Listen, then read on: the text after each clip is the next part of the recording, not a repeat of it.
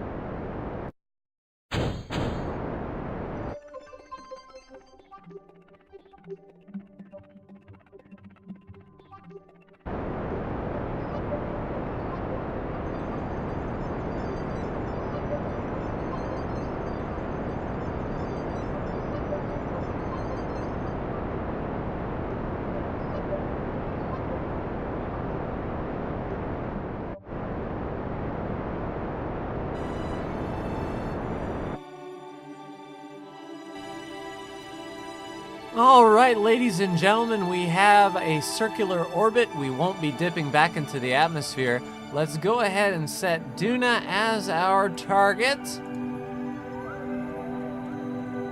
And let's go ahead and start plotting our course here. We are using the Oberth effect to its maximum here. We are launching right at the periapsis, and we need a better ejection angle, however.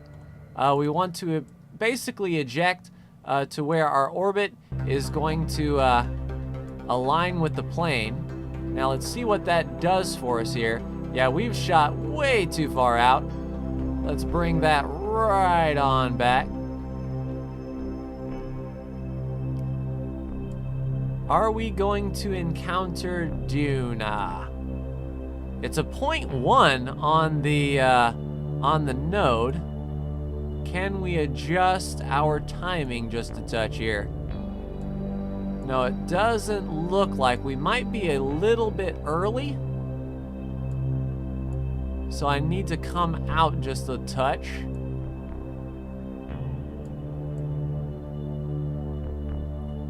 Yeah, it looks like we are a tad too early.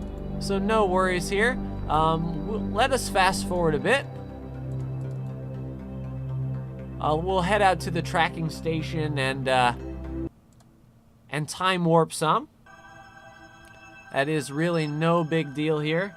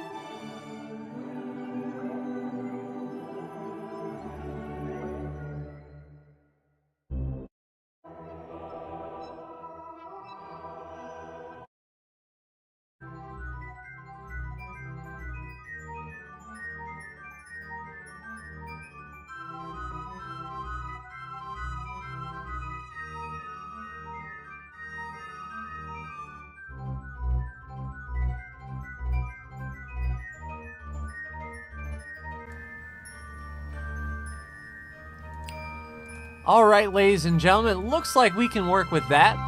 Once we get outside of Kerbin's influence, we'll be good to go. That is a 1,000 meter a second burn. It's going to be 4 minutes here. Let me go ahead and orientate the spacecraft just a touch. And a 4-minute burn. I think we have enough fuel in the tank to do that. But we will see when the time comes. We're essentially using the Oberth effect to its maximum potential, so we might have to go around a few times, and if we don't get it, like go another orbit and then burn, and then go another orbit and then burn, just sort of use the effect as best we can here. We'll burn at 2 minutes, and we'll face prograde as best we can. The spacecraft will orientate around, and then once we leave Kerbin's sphere of influence, then we can do some fine-tuning with this spacecraft here. Really light, really easy to maneuver, should not be that much of a headache at all. So let's go ahead and go for broke here. We should see our orbit increasing here. We're already past our periapsis, but we're essentially raising up our apoapsis here, burning at the periapsis where we are at the fastest speed. And, you know, unfortunately this nuclear engine is not the best for doing long distance stuff. But let's just speed up time a bit. I'm on 4 times time acceleration here. Let's just watch this go out. The apoapsis is climbing. The periapsis is sort of following us around. So we're using a lot of that effect. Once we get out past the moon, we definitely don't want to hit the moon this time around. But if we get to the point where we are no longer burning at the periapsis, we'll cut it. But it looks like we're going to be okay. We're wasting a little bit of fuel there. But there is lunar escape. And out we go. Let's watch our climb here. All right, let's just do this by hand now. We'll watch this encounter take place. All right, so once we get outside of Kerbin's sphere of influence, we will do some adjusting. 3 days away. We're time warping here out to the Kerbin escape, and off we go. We are heading to interplanetary space for the very first time. Let's cross this barrier here, and we should get a world first. There's our world first. Our first flyby of the sun. We earned $72,000. And now that we're here, let us try to make some adjustments and see exactly what we can do to bring this down. So we'll add a maneuver. We'll push retrograde just a touch. And see, I think that's an encounter, but it's like going away. 711, 704. Yeah, it looks like we need to go either that or we're no longer touching it, so we need to sort of steer the orbit.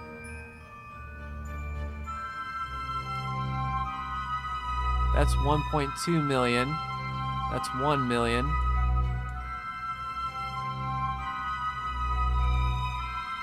We are definitely on plane, so it's just a matter of getting out to it. If we burn a lot, that isn't going to do matters much. But we can get an orbit or an encounter if we do that. That is a definite. So 397 meter a second burn in 8 days seems pretty good for me. Let's go ahead and orientate the spacecraft. We can definitely burn for that minute. And then once we get the encounter, we actually can detach this satellite and start heading for Duna. Let's just regular old time accelerate here around. And then when we slow down here, we'll just do a regular time acceleration to freeze. And then we want to warp to our next maneuver. 7 days out. You know, we could get data from the sun here. Let's just do that.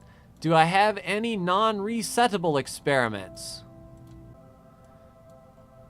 Alright, so since we're out here by the sun, let's go ahead and get the science that we can. So let's log the pressure data and transmit it.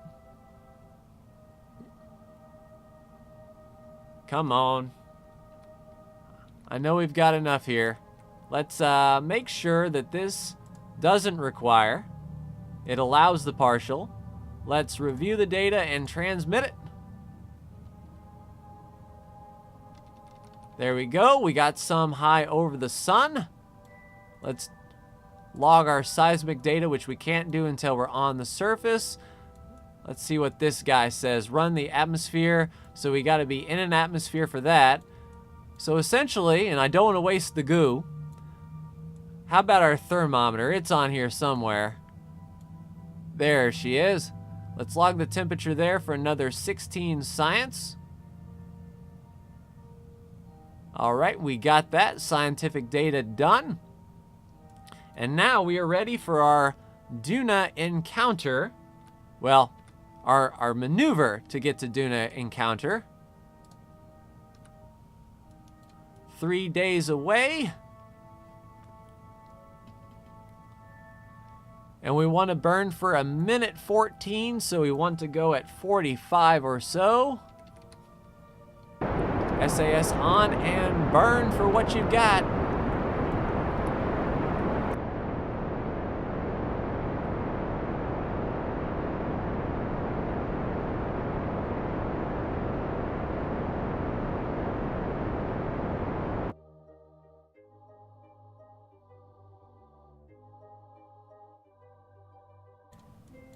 It's a long road ahead, but if we miss it, we can use this little spacecraft here to reset ourselves.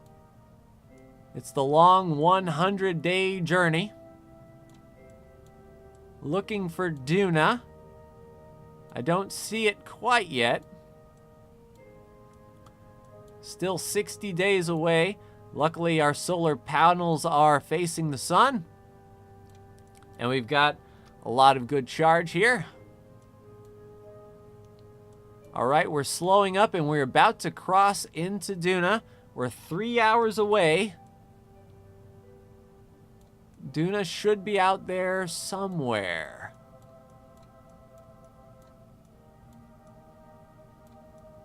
And I must be blind as a bat. Oh, it was way above us. Okay. No worries. Let's go ahead and cross this plane here. And then once we hit the periaps, we'll do our standard maneuver. And then we will drop this thing in the atmosphere. and see what happens. Now, one thing I forgot to do was put on a heat shield, so hopefully Duna's atmosphere isn't as volatile as Kerbin's. We'll just loop this guy on around to a circular orbit as best we can. Looks like we're coming in nearly polar, but that's okay. Wow, a 4-minute burn, 1,500 meters a second.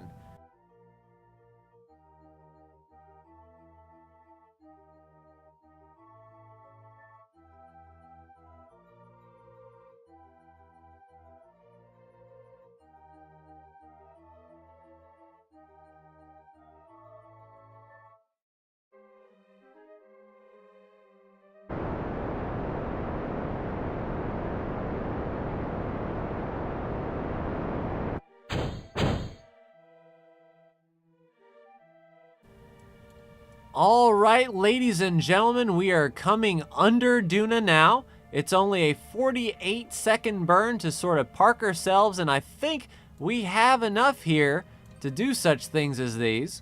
Hopefully we'll survive re-entry, but that is to be essentially determined. We're going for a 24 on either side burn here. Let's go. Luckily, this engine is pretty efficient, and we don't have a whole lot of weight that we're pushing. So slowing down with our nuclear section definitely helped. We can drop our orbit down, and we can essentially come over the top and land on the light side is what I think we're doing. We should have enough fuel for that. We'll go in bottom first, and we'll go in pretty shallow and sort of let the drogue chute do the work, because I've got a set of drogue chutes on here as well as regular parachutes. All right, 2.7, and we're at 186 coming over the top. I believe if we just keep going retrograde and we burn down till 30 or so, we should be good. And then once we get over the top, I'll use my remaining fuel to slow down as best we can. But Duna is going to be pulling us in here.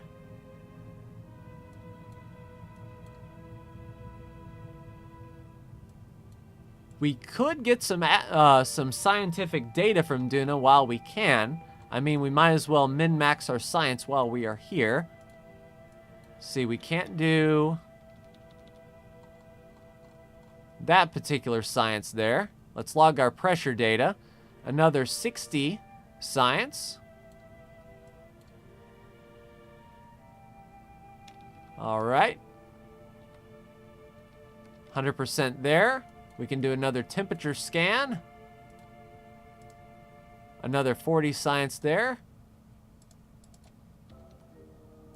And that will we'll recharge our batteries here. 100%. So now we can SAS on and get to low Duna space in 6 days. Really picking up speed here, flying up towards Duna. We want to come over the top and hopefully land on the light side. I'm not exactly sure where low Duna science occurs. Oh goody, we're behind. But we're coming over the caps now. Is this low Duna? Yeah, that's space near Duna. All right, let's get our 2 science experiments in. Although, you know what? Let's just log it and store it and transmit it once we have sunlight. That would be a good one. All right, keep those experiments. We'll come over the top here.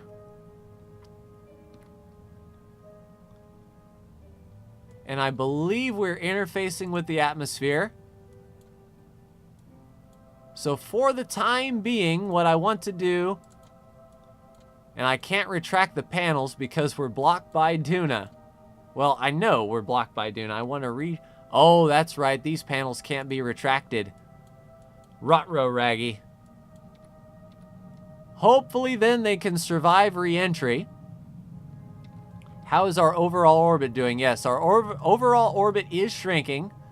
We are coming down. Interfacing with Duna well. Definitely got a capture going.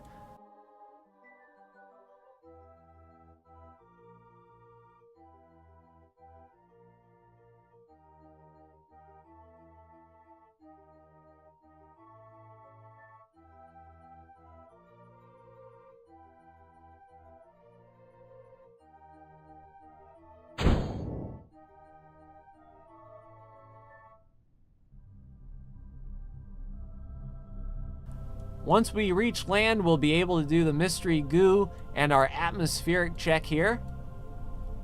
Just waiting on these parachutes here. There go the drogue chutes. We'll be slowing down. The secondary parachutes should fire shortly. All right, drogue chutes fully deployed. Slowing down. Let's go SAS off. We don't want to kill our electric charge here. Waiting for enough pressure for these other parachutes to pop. We do have enough fuel to sort of slow us down. All right, more poppage of the parachutes, and I think we're okay. We don't need any more help. And there is Ike floating right over the top. It's almost pink over here, if I had to place a color on it. But we are definitely going to land on Duna with this probe. And it will be a successful day for all Kerbal kind. Let's SAS on, go retrograde, and try to stand us on our engine bell here. Use our engine to soften it up just a touch. And we are down, ladies and gentlemen. We have successfully landed on Duna. Let's get some science going. 144 science there. We have full direct sunlight here to power us up, so we'll let that relay send. We will work on our mystery goo.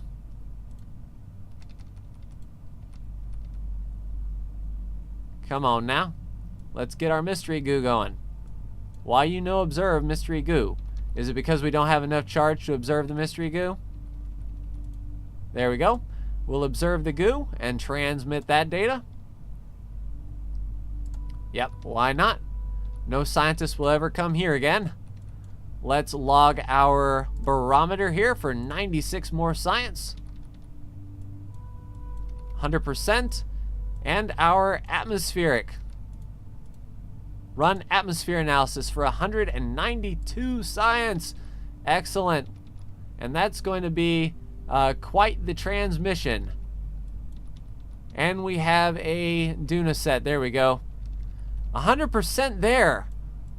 Oh, thermometer. Why not? Log the temperature here for 64 more science. And I believe that is what you would call a successful mission. We have landed on Duna. This is the first spacecraft to do such things as these. And unfortunately, Ike does not have an atmosphere, so we wouldn't be able to repack our parachutes here and land.